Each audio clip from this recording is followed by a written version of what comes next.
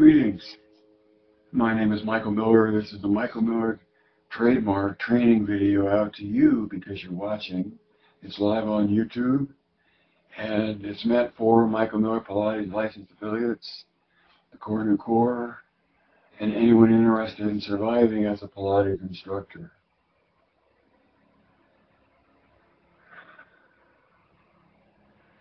Today's broadcast has come out of such a turmoil of notes and titles, and so the number one in the text, if I type it in to Facebook as I have it here in my notes, number one is Pilates is personal, except at first that was just a statement, Pilates is personal. And then it became obvious that part of talking about it being personal was pointing out from the point of view of MMP that yes, it's personal, except there is an ideal within it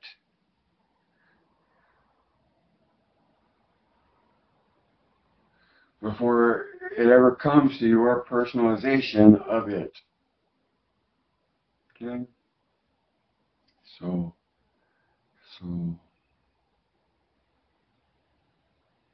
now, through my time frame within the Pilates culture,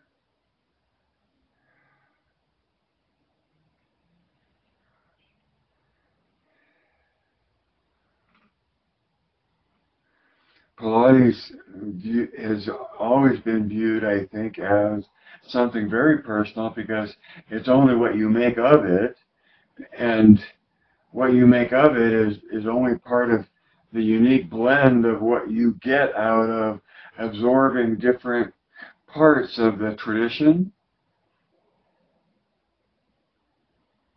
through different people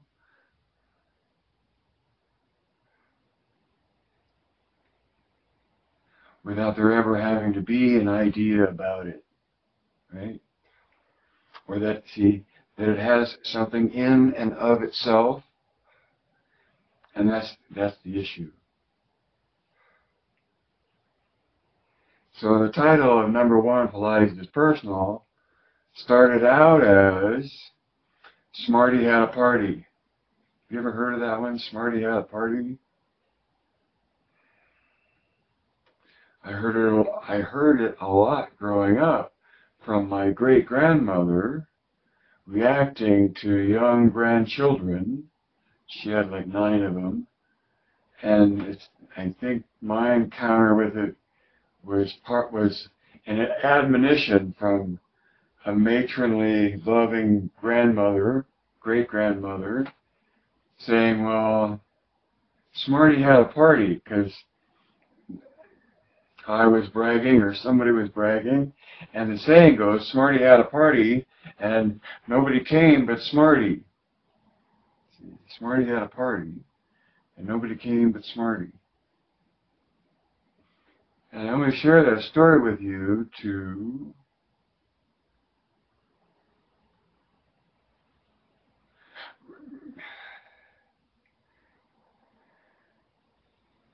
superimpose that story with the MMP view of Pilates being Smarty, because it's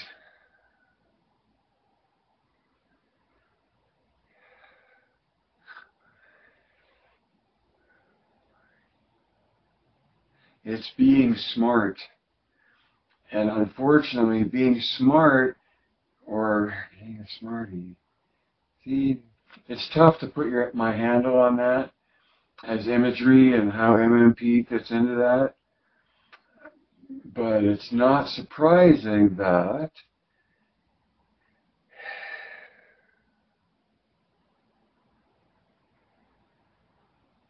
in wanting to promote a point of view of Pilates that lies outside of the norm of what Pilates is taken to be,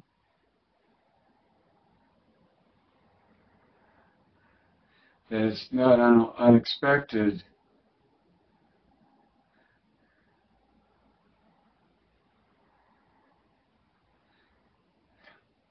that people take some distance from that.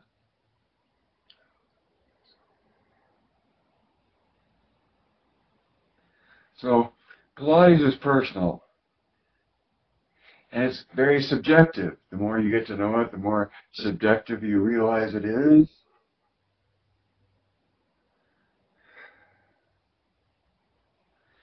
Which takes me to number 2. So number 1 was Pilates is personal, and number 2 was the evolution of Pilates training.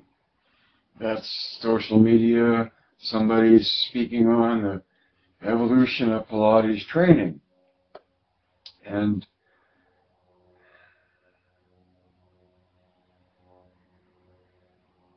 from my point of view, I have no idea where the Pilates training is going,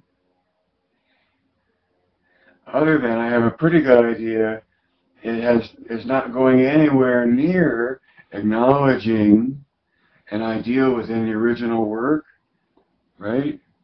Without acknowledging the MMP point of view as part of the Pilates culture that we all live in, you know?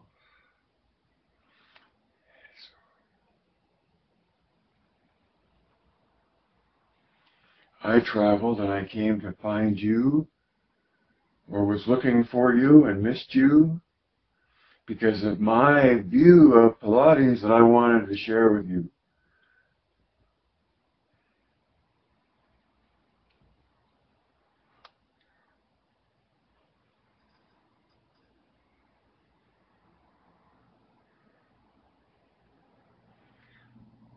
From my standpoint, meaning from my point of view, and we talk a lot about points of view, right? From the MMP point of view, however the evolution of Pilates training is going, it's either going away from or towards the ideal within it, within Pilates. And when you're aware of MMP as a point of view, then you can evaluate whatever you're hearing or whatever you're saying within the context of the ideal that MMP represents.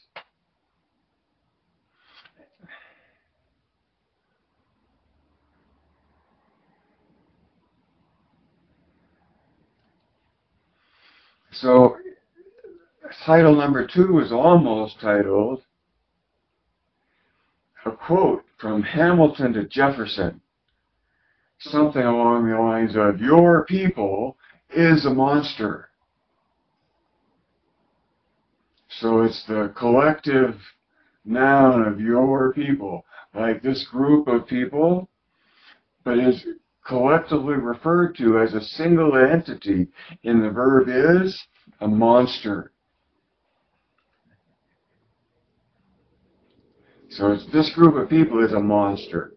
And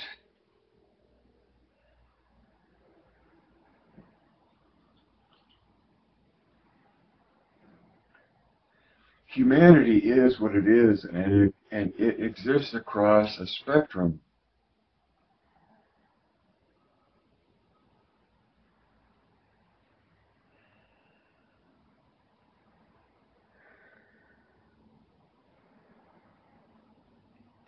As a Pilates instructor, I think it's important to recognize that the collective of Pilates is a monster. And of course, seeks to serve itself, right?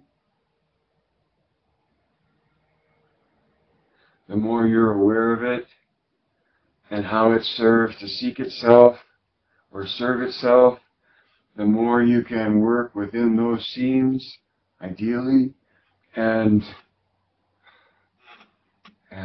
what?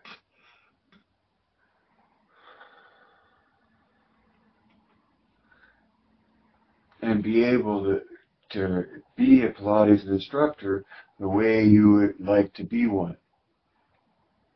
Whatever the arena is, the environment is you're looking to participate in, and if it isn't just an environment of privilege that is what it is because you can make it whatever you want, see, that's the ultimate Pilates studio, right? Having enough money from somewhere to have a studio that just is what you want it to be. Right?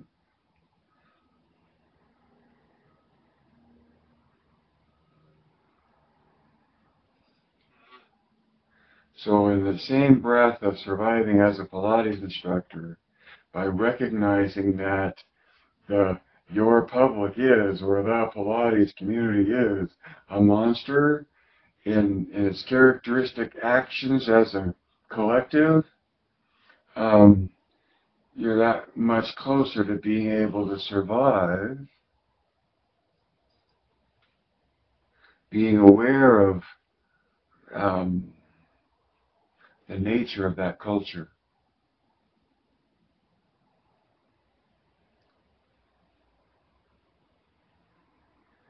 And a passing comment about, in the same way of being aware of the monster as the collective of Pilates, you start talking about being aware of monsters, and I would definitely say to be aware of the creature, and the creature is only the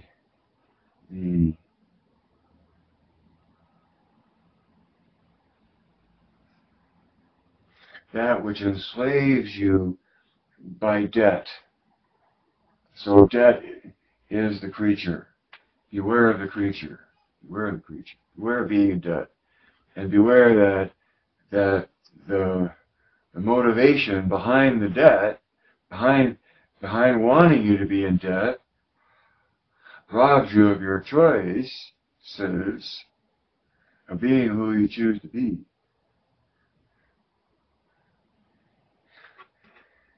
And so hopefully, one way for you to deal with not being in debt is to know what you know. I say that a lot, right? Know what you know, and being willing to pay to present your understanding of what you know when it comes to core new tension and Michael Miller Pilates. Because those two things are worth knowing about, even though they seem threatening to everybody.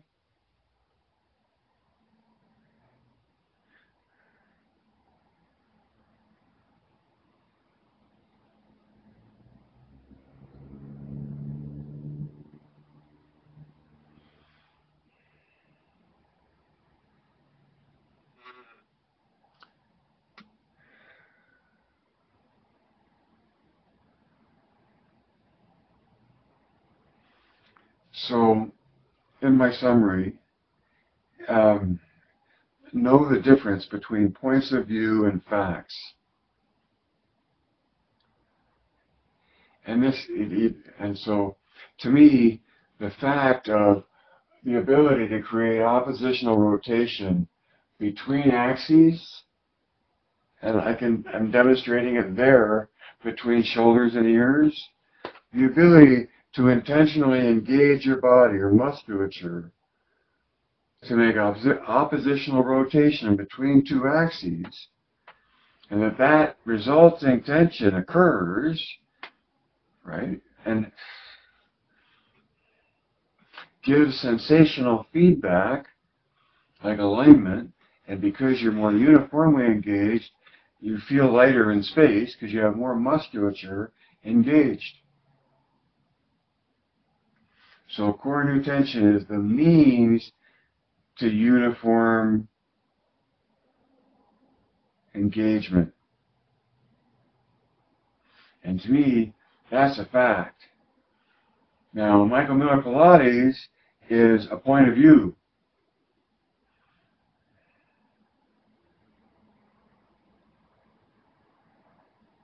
And as much as I would like to think of it as fact,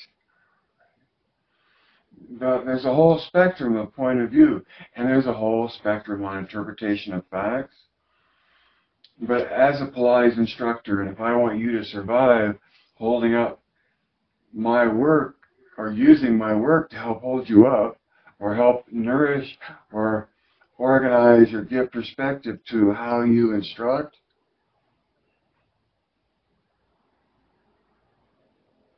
then understanding the distinction between oppositional rotation between axes in the body, and that's a biological thing, and that's accomplishing physical things in that rotational dynamic.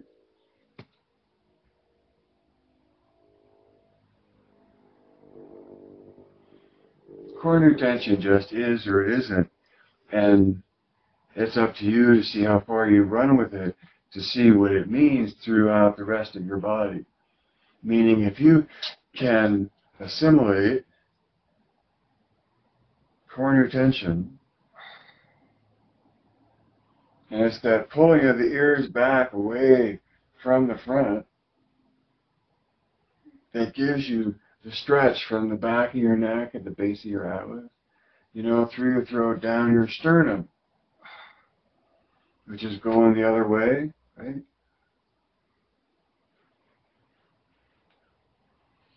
Eyes wide shut comes to mind. Yeah, eyes wide shut.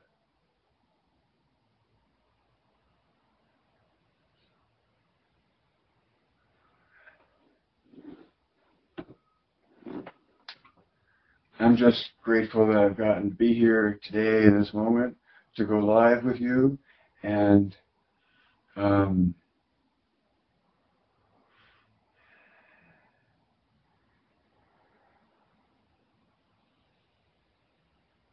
note said, CT is fact, MMP is POV.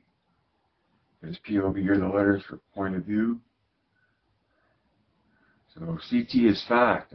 There's a fact in the engagement of oppositional rotation between axes. I label that, I name that core new tension. And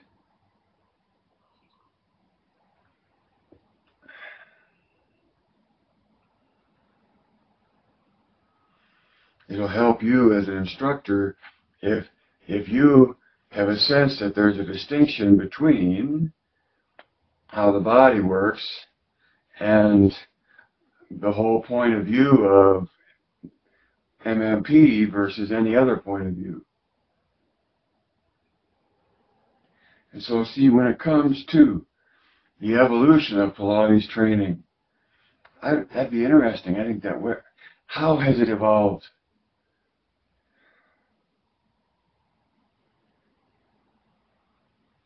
And what has it evolved into? And how has it evolved into what's easiest to see? What is even the target?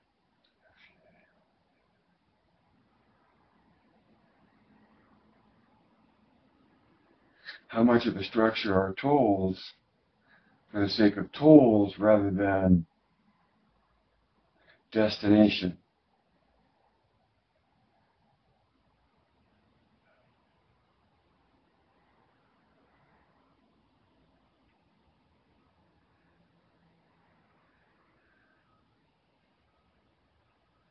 From my point of view,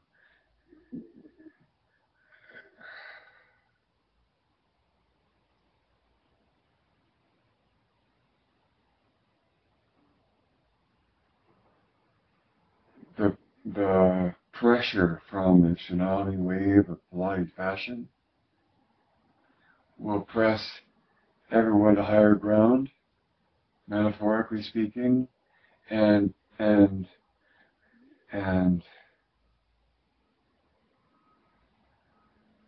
the higher ground that I am pointing to, and perhaps even standing on, hopefully, is the ideal view of Pilates,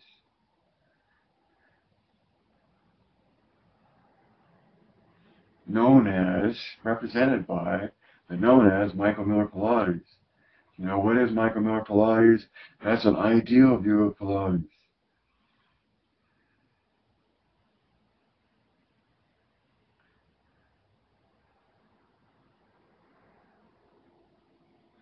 And see, if I'm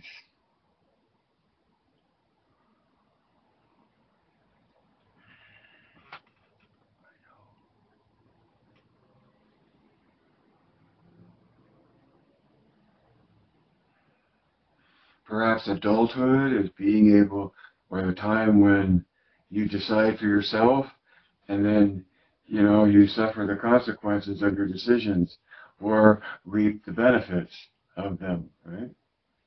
But adulthood is accountability kind of thing. And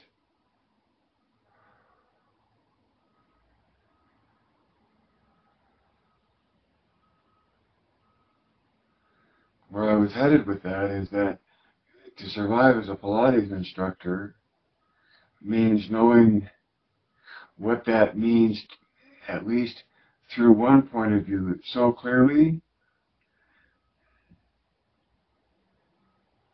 that that point of view allows you to function in any other view out there because of your comprehension of an ideal view.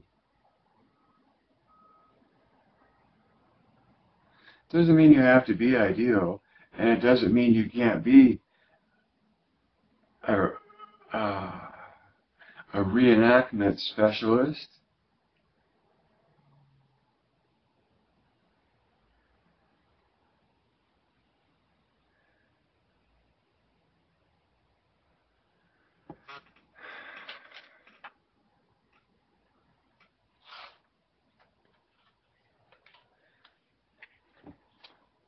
CT is fact. MMP is POV.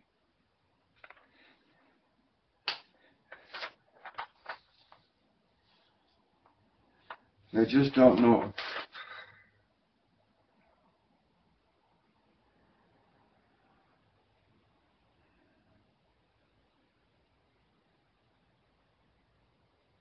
Mm.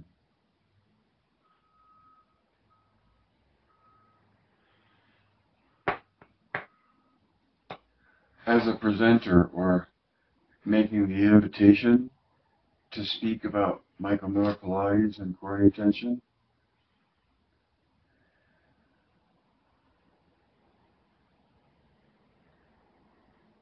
it would be better if your students learned it from you, or at least heard of it from you. There you go, even better, right? Heard of it from you.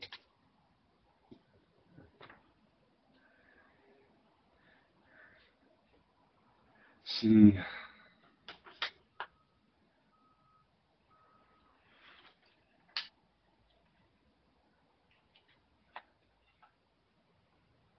when I say add 2 and 2 at the end of the broadcast, part of that is looking at the money and follow the money to recognize the the the underlying influence that money has on the Pilates culture. And to survive as a Pilates instructor,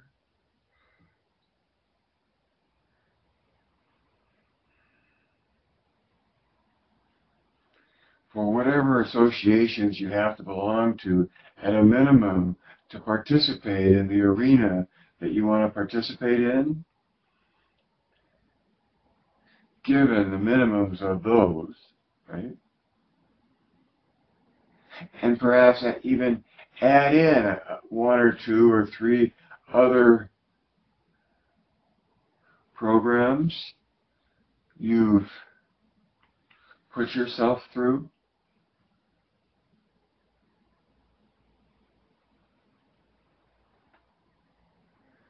So Pilates is personal, except that it isn't.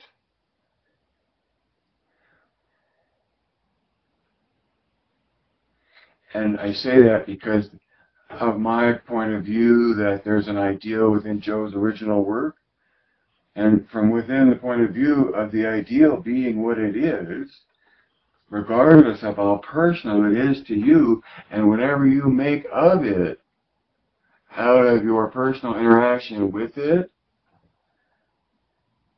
from the MMP point of view, there's an ideal that is there in situ, in Joe's book,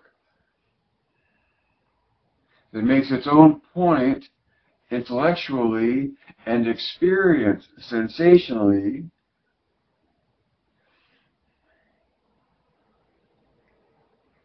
where you have the monster seeking to express itself, along with the creature seeking to endear itself.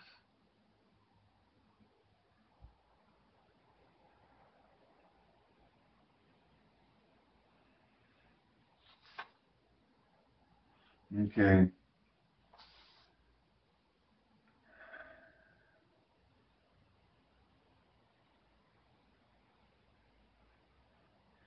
So some of the last notes are an anecdote about a gentleman who owned a jewelry store. He owned a jewelry store, and the context that meant he was standing on one side of the jewelry cabinet, and his job was selling jewelry to someone standing on the other side.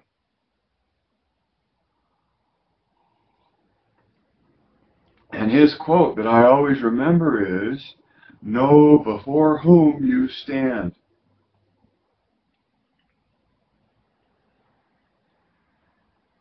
I may not be very good at taking that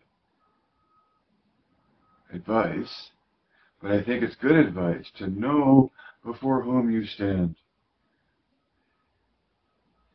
If for no other reason, it says to take yourself within a context.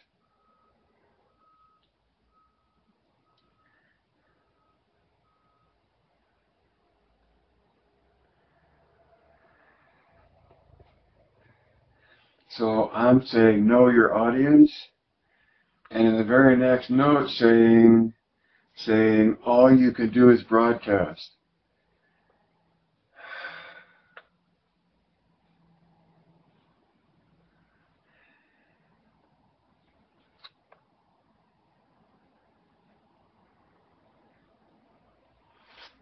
If I were a musician, all I could do is create my music and broadcast that.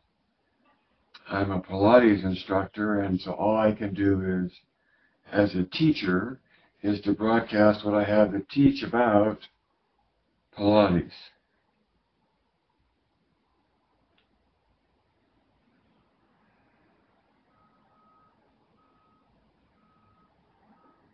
And I count myself lucky for having been able to do so much of that for so long. Because life can't live forever. Read between the lines. See behind the curtain. Add two and two. Direct your thinking.